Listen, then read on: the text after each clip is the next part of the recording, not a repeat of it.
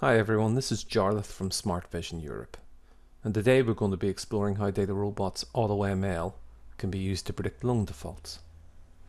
This could be applicable to anyone in the finance sector, but we could easily take the same approach to predicting things like insurance claim likelihood, or customer churn propensity, and lots of other risk assessment type applications. By the time I've finished, I'd like you to take away 5 things about Data Robot. Firstly, the Data Robot comprises an end-to-end platform that converts raw data to actionable value. Secondly, it generates the largest portfolio of the most accurate models in the shortest period of time. Data Robot automatically and intelligently selects features and even prepares the data somewhat for modeling. It makes the model interpretation and testing very easy and completely transparent. And lastly, I'd like you to appreciate the ease and flexibility with which we can deploy models for application in the real world. In our example today, we're looking at a use case based on Lending Club. This is a peer-to-peer lending site where people who want to borrow money are connected to individuals that are willing to lend. This service tends to appeal to borrowers who can't get loans through traditional banks. And as with any loan, Lending Club submitted applications are going to be subject to some sort of scrutiny that assess the borrower's risk in order to determine stuff like credit ratings and interest rates. And potential lenders can then use that information to decide which loans are worth investing in. As the entire business model depends on this kind of information, it's of critical importance that the risk of default is accurately estimated. And one of the best ways to do this is to use historical data to build, for example, a predictive model that can accurately estimate each loan's probability of defaulting. Let's see how we can do that with Data Robot. You can see that we're in a browser environment here. Data Robot can be installed and configured in a variety of different ways, such as on your own virtual private cloud like Azure or AWS, or on other cloud-based infrastructure as well as virtual machines or Hadoop clusters, or even on-prem using your own local machines or clusters. We're going to begin this project by simply loading a data set for us to work with. In fact, Data Robot supports a huge range of different data sources, including flat files, relational databases, cloud-based warehouses, and Hadoop standards. We can also revisit data that we've already uploaded and stored in Data Robot's own AI catalog.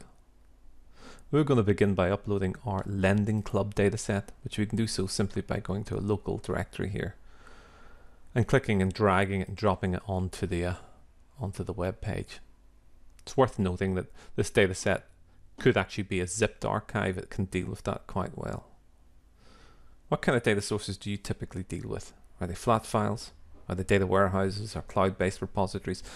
Chances are Data Robot can, out of the box, directly connect to those types of repositories and work with them straight away.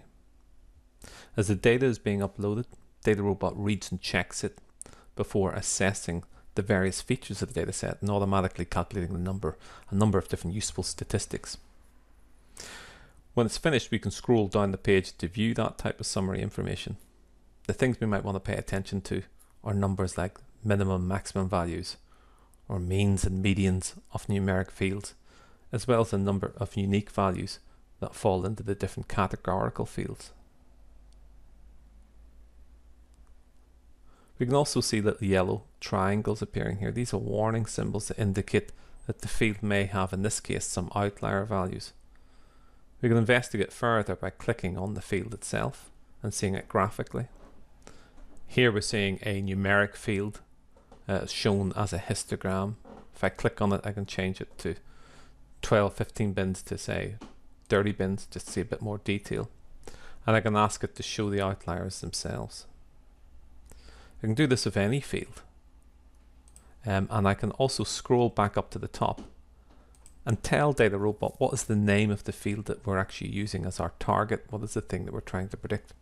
In this case, it happens to be a category or dichotomous field called isBad. This indicates whether or not within the historical data somebody has in fact defaulted on their loan, and we can see that in the minority of cases that has occurred.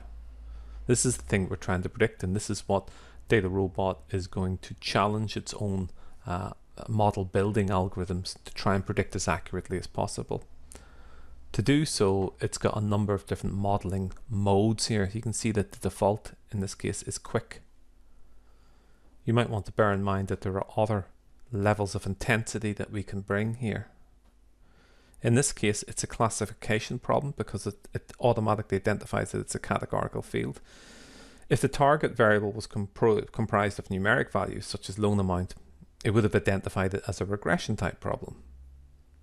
These different levels of intensity allow us to control how thoroughly we wish to search for the best predictive model. In this case, we're going to stick to the default quick method, which will still try out an extensive range of different modeling techniques. Moreover, we can actually see that Data Robot only intends to use the informative features, i.e. those that actually help with predicting the outcome in question, and ignores any features that have little or no predictive power. Lastly, it's chosen for its optimization metric the log loss criterion. This is what it's going to use to select the best model. It's a widely used measure to evaluate things like classification models where smaller log loss values indicate greater accuracy. If I click the Start button, it begins the process of assessing the data and building the models. On the right hand side, we can see that Data Robot is creating a series of cross-validation and holdout samples that will enable it to choose the best models. It does this by building a large set of models on a small percentage of the data, so it's only exposed to a relatively small percentage of data before choosing the best performing models from that cohort. And they are then entered into the next stage and allows those techniques to compete on increasingly larger samples of the training data, selecting a subset of models each time. It's also going to carry out some deeper explorations of the data, including assessing each feature for possible target leakage. Target leakage occurs when information from the future leaks into the training data set, with the effect that the model performs more accurately on the training data than it would when it's actually deployed in the real world. Data Robot automatically searches for these occurrences and flags them up. How do you typically identify issues like target leakage in your own modeling work? Once that's complete, Data Robot starts building predictive models. We can actually increase the number of available workers to 10 so that it builds up to 10 models in parallel at any one time, just by clicking on this button up here. To do so, it's drawing on an extensive portfolio of Data Robot native and open source modeling techniques. Each approach includes data prep, tuning, and feature selection, which would otherwise be done manually by data scientists. Data Robot automates all those steps, which allows data scientists more time to understand the data and deploy the best models to start generating value quickly. Now, rather than waiting for it to finish, we can jump ahead to an already completed project, which is here called DR Demo Lending Club Finished.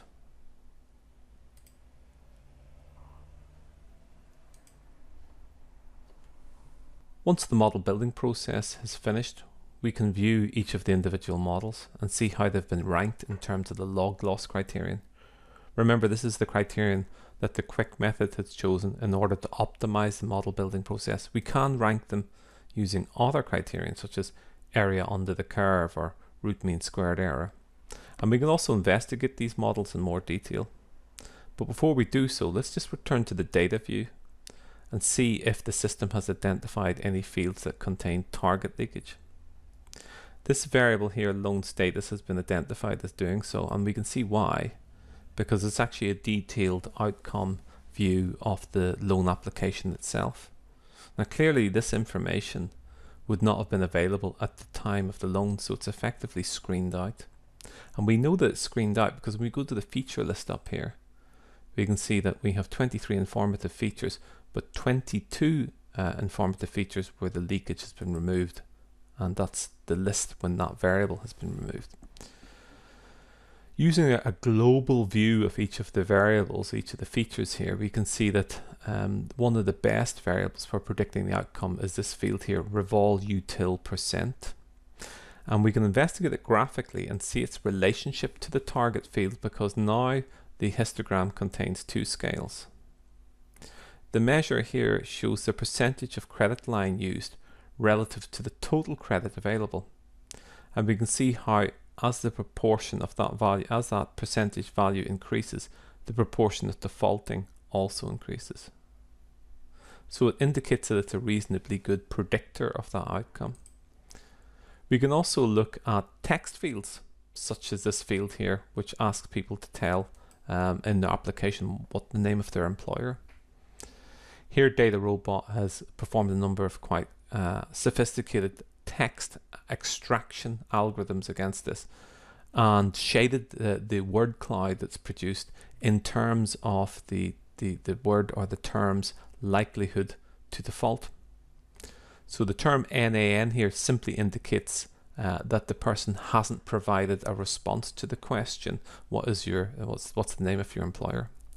It's shaded red because it is strongly associated with defaulting, whereas terms or employers that contain terms such as medical, university, hospital, school, or financial are shaded blue because they're related to lower risk applications. If we return to the model view itself, we'll be able to look at them in a little more detail. The top performing model here you can see is a light gradient boosted trees classifier with early stopping.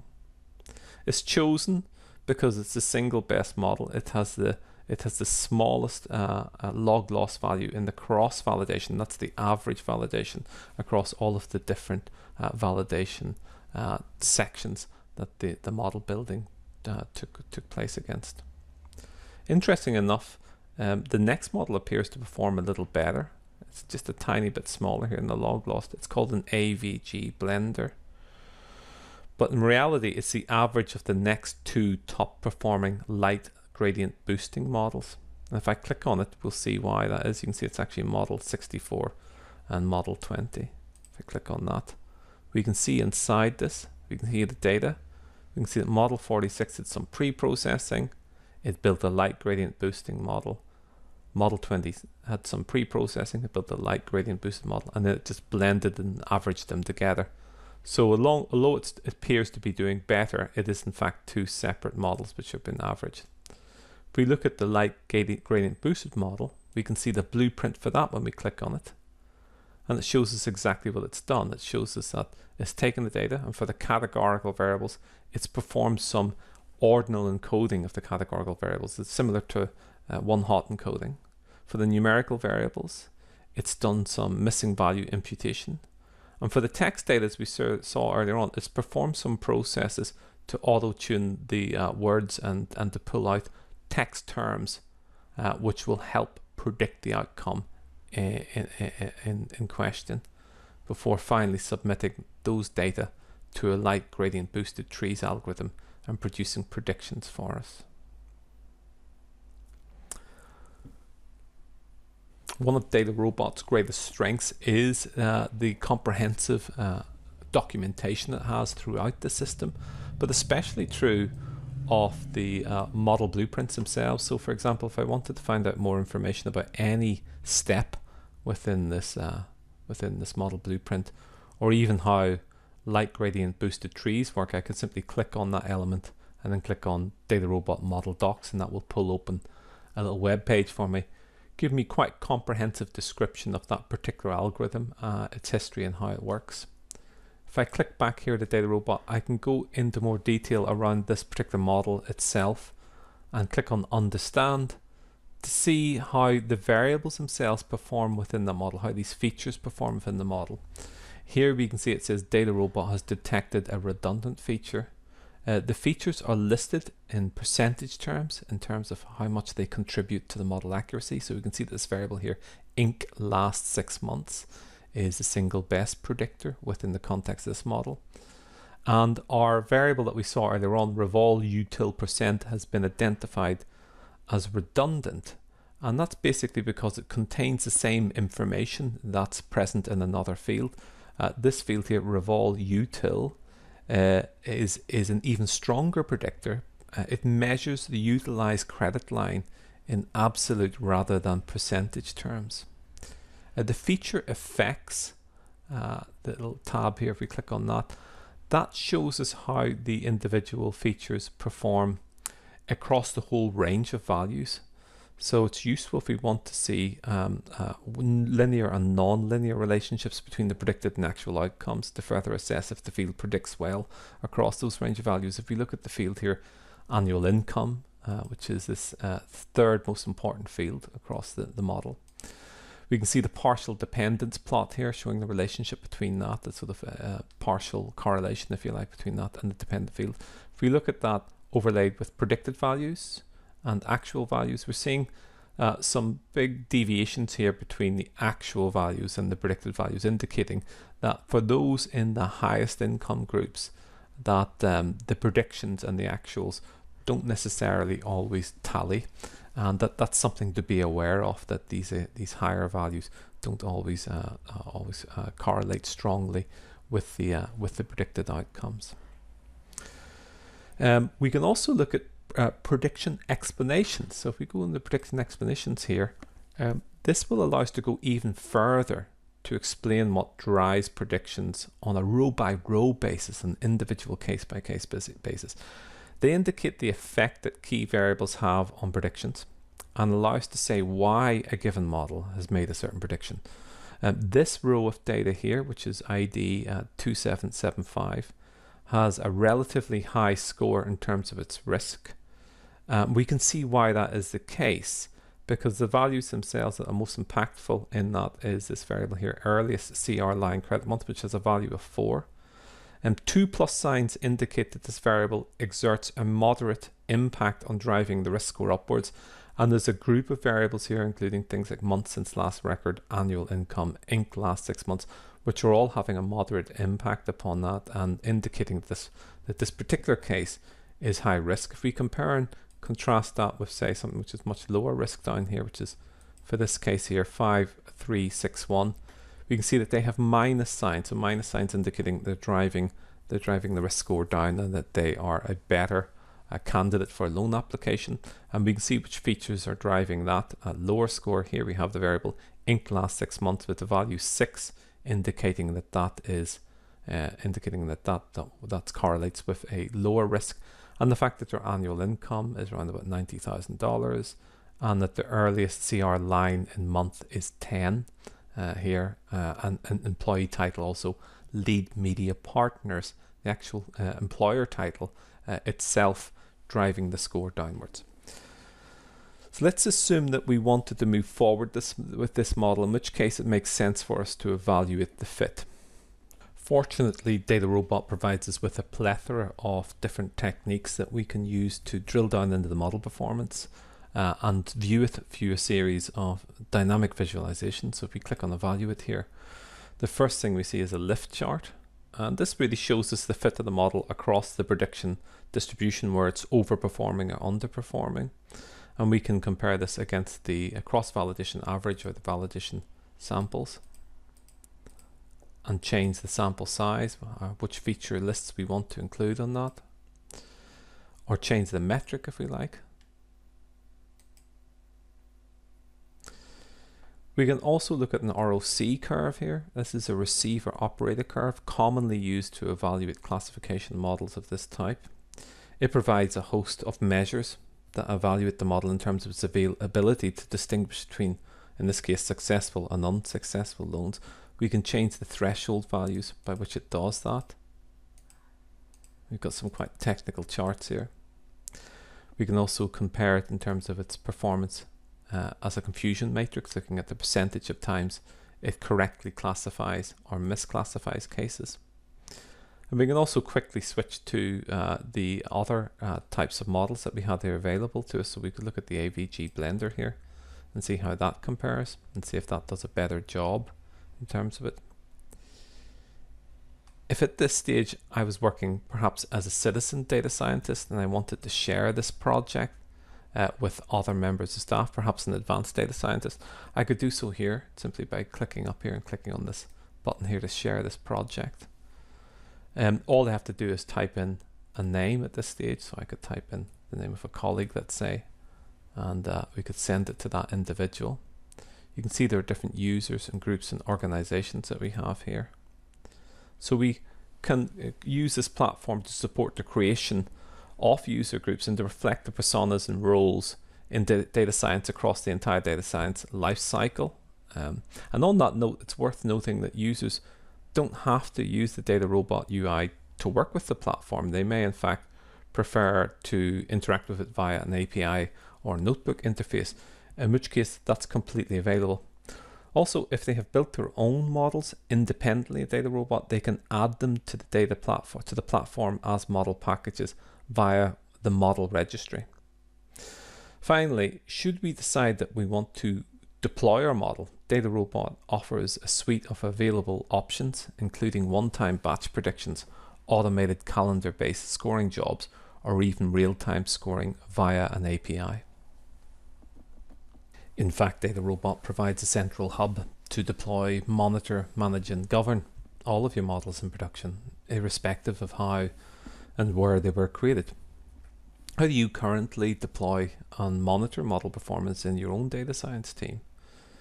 In this example here, we're just going to return to the light gradient boosted trees classifier with early stopping, which is our kind of our champion model, if you like.